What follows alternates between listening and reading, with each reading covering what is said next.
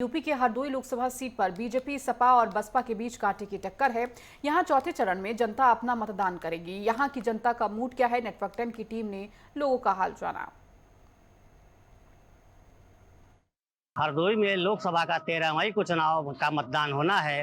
तमाम पार्टी अपने दावे कर रहे हैं। अगर बता दें आपको कि हरदोई में कुल 12 प्रत्याशी चुनावी मैदान में है। यहाँ पर समाजवादी पार्टी ने पूर्व सांसद उषा वर्मा पर दांव लगाया है, तो वहीं भाजपा ने पूर्व सांसद जयप्रकाश रावत को मैदान में उतारा। वहीं बसपा ने भीमराव अम्बेडकर, जो कि उनके MLC हैं, वो चुनाव मैदान में है।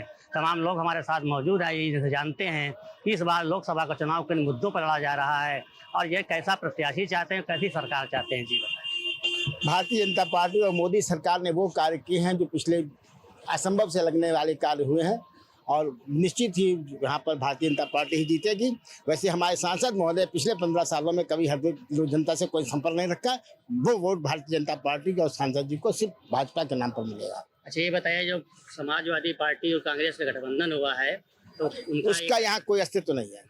उषा वर्मा जी तो पहले भी 3 बार सांसद हाँ, उषा वर्मा जी रही, लेकिन उषा वर्मा जी का भी कोई परिचय है नहीं, लेकिन नरेश अग्रवाल जी के सहयोग से जीतती रही, लेकिन अब कोई उनकी संभावना नहीं है। अच्छा, बहुजन समाज पार्टी का कैसा नहीं, बहुजन समाज पार्टी नहीं, इसमें भाजपा ही जीतेगी। हरदोई से भारतीय जनता पार्टी का कैंडिडेट जीतेगा, भले ही वो जनता से कोई संपर्क नहीं रखता है, कोई नहीं रखता है। सबका साथ, सबका विश्वास और सबका विकास में हम विश्वास करते हैं और मोदी के अलावा यहाँ पर और कोई है। कुछ लोग हमारे साथ और मौजूद हैं, इनसे पूछना चाहेंगे कि जो इस बार चुनाव हो रहा है, तमाम मुद्दे भी लोग गिना, तमाम नेता अपनी अपनी पार्टियों के जो गुणगान कर रहे हैं। मोदी जी अपनी बात कह रहे हैं, राहुल जी अपनी बात कह रहे हैं और अखिलेश यादव अपनी बात कह रहे हैं। जो हमारे साथ स्थानीय लोग कुछ मौजूद हैं, इनसे पूछना चाहेंगे कि इस बार किन मुद्दों पर वोटिंग करेंगे और कैसी सरकार चाहते हैं। जी बताएं। हम लोग चाहते हैं कि हमारे बीच में वो सरकार आए जो युवाओं को रोजगार दे सके, इस महंगाई के खिलाफ लड़ सके और शिक्षा नीति को लागू कर सके, अच्छी शिक्षा की व्यवस्था हो, अच्छे स्वास्थ्य की व्यवस्था हो।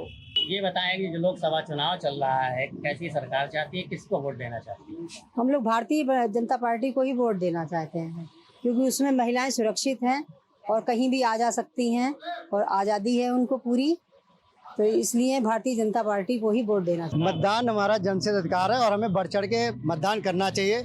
हमारी आपसे यही अपील है कि जो आपको सही लगता है उस पर आप मतदान करें और बढ़ चढ़ के मतदान करें। पहले मतदान, बाद में जलपान। जय हिंद, जय भारत। हमारे साथ कुछ लोग और यहाँ मौजूद हैं, इनसे पूछना चाहेंगे कि जो वर्तमान में चुनाव चल रहे हैं, 13 मई को अपने यहाँ मतदान होना है और कैसा सांसद चाहते हैं, नई सरकार से क्या उम्मीदें ये कर सकते हैं। जैसे हरदोई में तमाम समस्याएं भी, इनसे जानेंगे कि हरदोई की क्या समस्याएं हैं और अगली सरकार से ये क्या चाहते हैं। बाबा जी, ये बताएं कि लोकसभा चुनाव आगामी 13 मई को अपने हरदोई में है, कैसी सरकार चाहते हैं, कैसा सांसद चाहते हैं। सांसद क्या, ये तो मतलब केंद्र के ऊपर डिपेंड है भैया, क्योंकि प्रधानमंत्री बेस पे हो रहा है तो इसलिए मोदी को सपोर्ट कर रहा है आदमी। जयप्रकाश जो सांसद हैं, उनके लिए कहा जाता है कि जीतने के बाद क्षेत्र में दिखाई नहीं दिखाई पड़ते। और बताए ना, होना ना होना बराबर है। अभी तो मुद्दे आने दो सामने सब। अभी हमारी उषा जी के भी मुद्दे हैं, उनको भी देखेंगे, फिर उस बाद में क्या क्या उनकी प्रायोरिटी है कि किस चीज पे वो लड़ रही है अपना, तो उसी हिसाब से वोट दिए जाए। बसपा ने भी अपना प्रत्याशी उतारा है उनके। बसपा का है, लेकिन बसपा का वो वजूद नहीं समझ आ रहा, क्योंकि सरकार जिसकी बनती है उससे जरा बेनिफिट मिलता है। ये बताएं कि लोकसभा चुनाव चल रहा है, 13 मई को अपने यहाँ मतदान होना है, कैसा सांसद चाहते हैं, कैसी सरकार चाहते हैं। सांसद वहाँ जो मतलब नहीं है, बिल्कुल सही होना चाहिए, जो सबको मतलब नहीं, पूरे शहरवासियों को सबको लेके चलना चाहिए। और समझे पिछली मतलब सरकार में भी वही थे, इस बार भी उन्हीं की उम्मीद है, समझे। और मतलब इन्हीं हमारा मसला ये है कि मोदी सरकार की ही आना चाहिए। ऐसा मोदी में क्या खूबी है। मोदी सबको साथ में, सबका मतलब नहीं साथ लेके चलते हैं और सबके हित की बात करते हैं। तो हरदोई की जनता से हमने बात की, यहाँ मिली जुली प्रतिक्रियाएं आई हैं। कुछ लोगों का ये तो कहना है कि भाजपा को तो वोट देंगे मुद्दे, लेकिन वहाँ पर ये गिनाए गए हैं कि जो वर्तमान में सांसद जयप्रकाश रावत हैं, जीतने के बाद हरदोई में दिखाई नहीं पड़ते हैं।